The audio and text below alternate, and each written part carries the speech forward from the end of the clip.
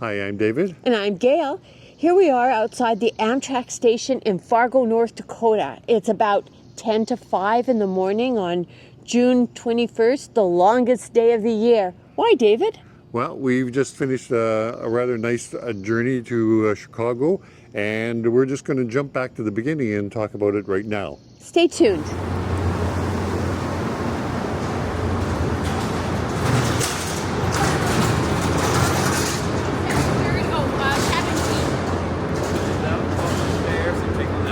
Okay, thank you.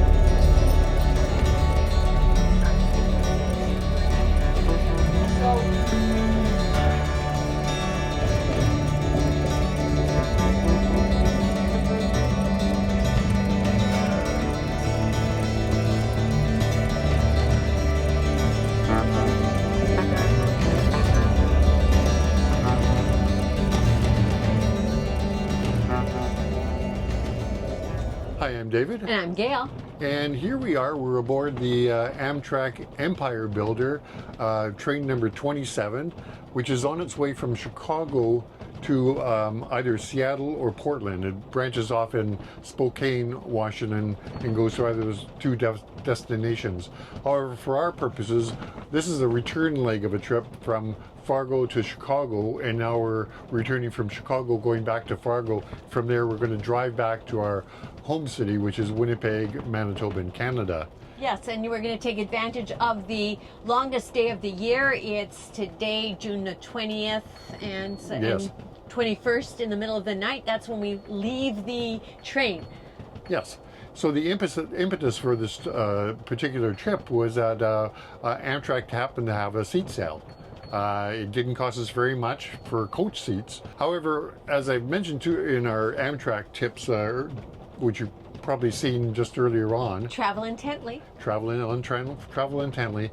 One of the things that I recommended was when you book your tickets is that you have an option to bid for an upgrade, and I believe Smarty Pants over here decided that maybe it wasn't such a smart idea because it's never worked out. Well, minimum bid. We do a minimum bid, so you get to select either the very small amount, which in this case was $220 to get in a full-fledged bedroom, or you can bid much higher than that, which I guess would give you a much better chance of getting that ticket.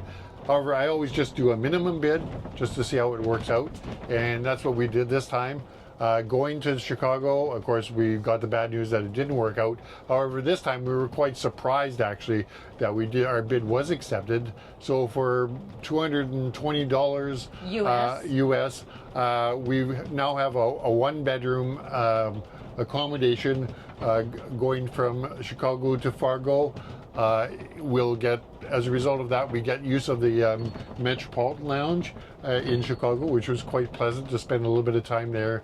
You get snacks and food, and it's just a nice little private area to while away the time while you're waiting for your train. Yes. Yeah, you get a premier sort of boarding on the train, and then of course you get the nice one-bedroom car, which is, we're going to take you on a tour of that in a few minutes. And you also get your meals included. Now in this case, it's, because it's a short trip, it's just going to include dinner time, but we're looking forward to it. And we've just heard that if you were in coach and you wanted to go into the dining car, it was going to cost you $45 per person. So there's that value. Mm-hmm. And we also get a free alcoholic beverage as a result. Mm-hmm. And the 3 courses. Yeah. So I think we're pretty happy with the overall thing. I'm happy that the bid worked out, and I'm happy to prove Gail wrong that it does work. And we'll continue to try that again. We certainly encourage you to give it a shot again. And for us, it's our first opportunity to have a bedroom, because in the past, our sleeper has been a roomette, which does not include the bathroom. And that's why we thought we'd try the upgrade from not going from a coach to roomette, but from a coach to a bedroom, because we thought it was an inexpensive way to experience what a one bedroom is like, because they are pretty pricey actually. So this is our opportunity, and it'll be your opportunity as well to see what the bedroom unit looks like Through our eyes. Yeah. Okay, we'll leave it at that, and we're going to take you in a few moments on a tour of our bedroom suite. I'll be touring you around our bedroom on the train. So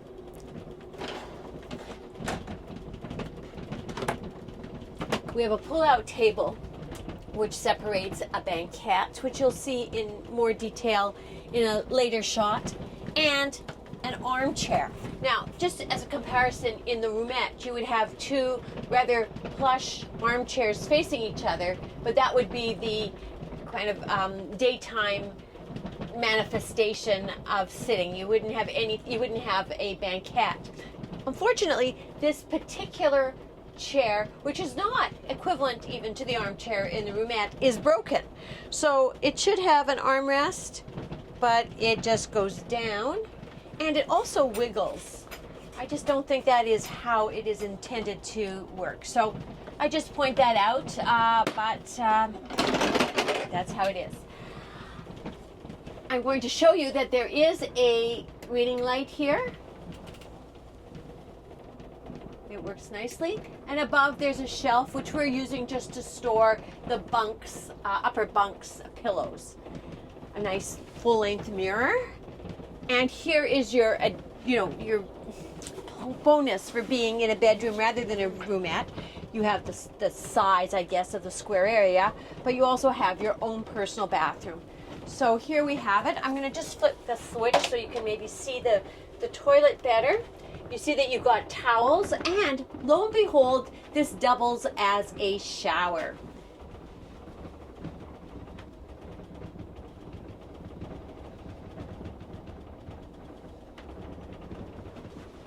So we're just going to do a 180 and look opposite, and that's where you're going to see the daytime banquette, which is in fact your lower bunk during the night.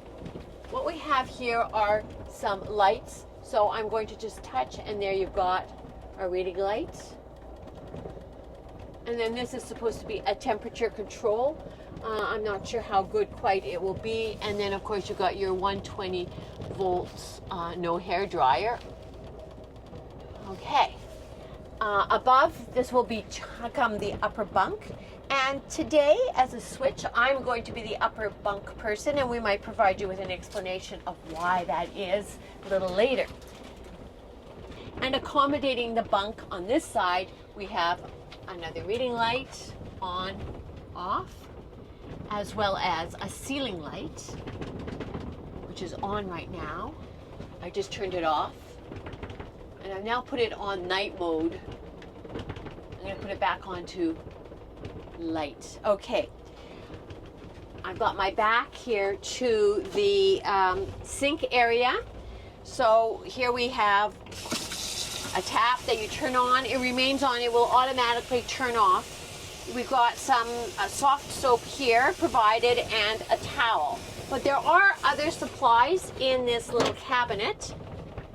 Toilet paper, extra toilet paper, towels, as you can see, bar of soap, and a little cup. What's missing here is the shampoo. And we have heard some complaints about that from other users of the bedroom. So I don't know if that's a habitual thing. Oh, what is this? It's lotion. It's not a shampoo. Anyway, just something that you might want to consider bringing your own little shampoo. And then we have trash here.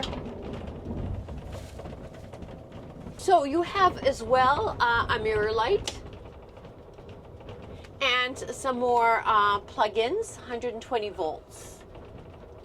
What I failed to mention just earlier on this particular panel is you do have a call button for the person who will assist you, your personal assistant, and you're supposed to press it and hold it, and that will summons them. We want to be careful not to do that inadvertently. There's complimentary Kleenex that was provided as well. And as we work our way towards the door, I'm just pointing out a closet, which has a few hangers, 3 hangers, and a little bit of room there if you wanted to add your purse or some extra shoes. There is an additional blanket that's wrapped up there. And above, overhead, we have our vent. It is something that you can control here with this lever. And this is what some people find a little bit cold for the top bunk person, and we'll find out if that's the case today. And the way out through the privacy curtain.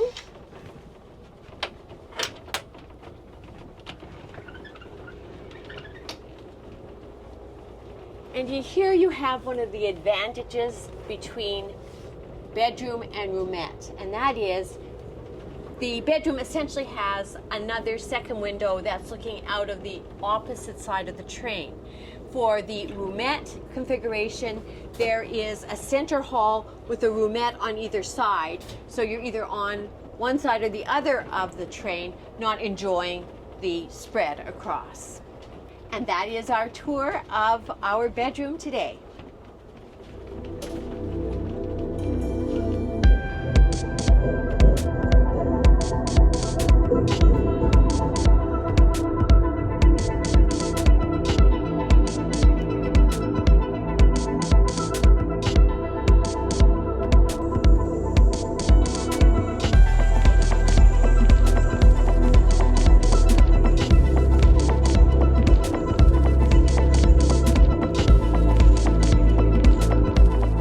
Dinner in the dining car, first sitting, 5 o'clock because we were getting up early. Oh, we both had the same appetizer, which was called pearl tempura shrimp. I had the roast Atlantic salmon with brown rice, red quinoa, and other things. And I had the always delicious flat iron steak. And my dessert was the white chocolate blueberry cobbler cheesecake. Very beautifully presented, I thought. And good. And I had the chocolate spoon cake, which is really a chocolate cake with a very rich chocolate ganache pudding.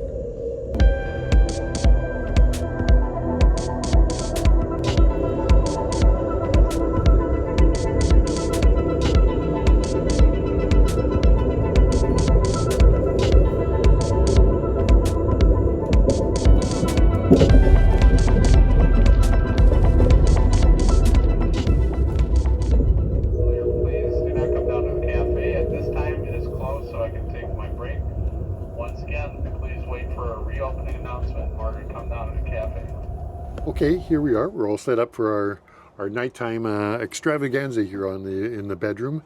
The fellow's come and he's put down the upper bunk and the lower bunk.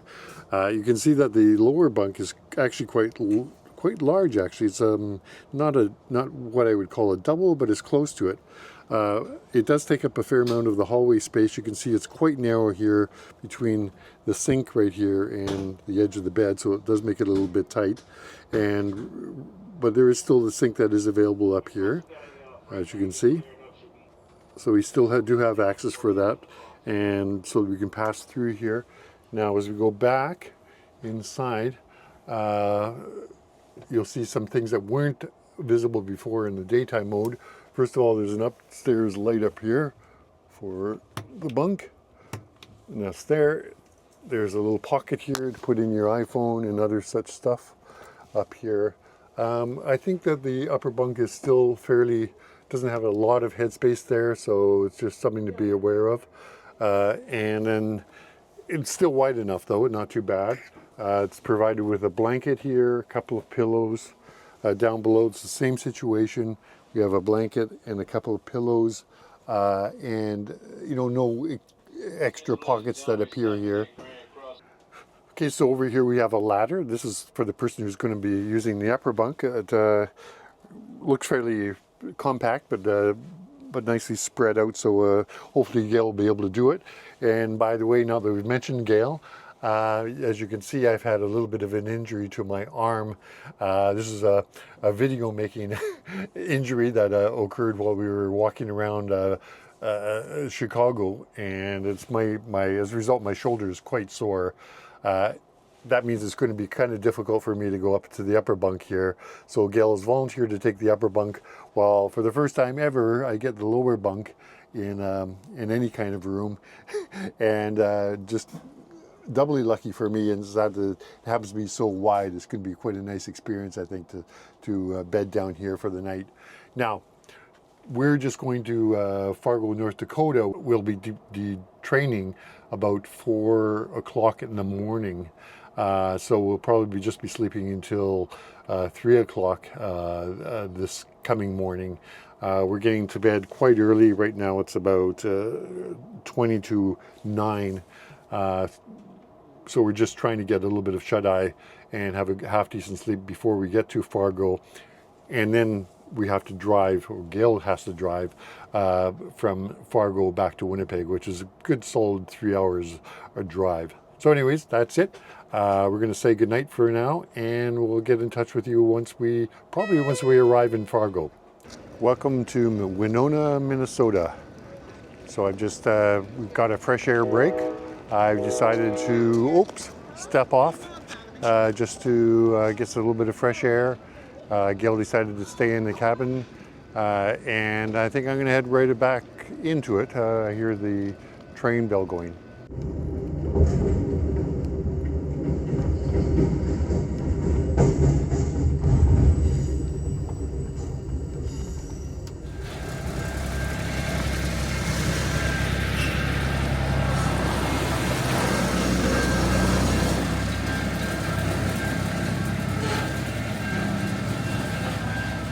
Well, we've arrived in Fargo, North Dakota.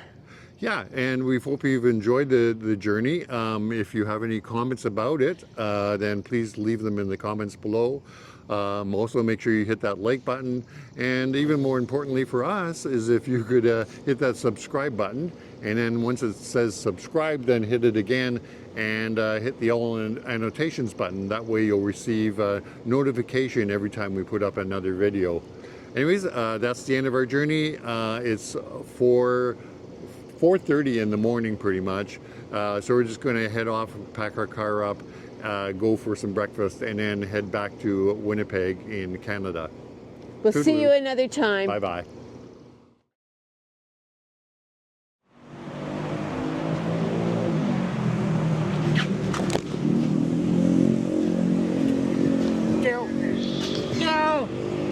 No!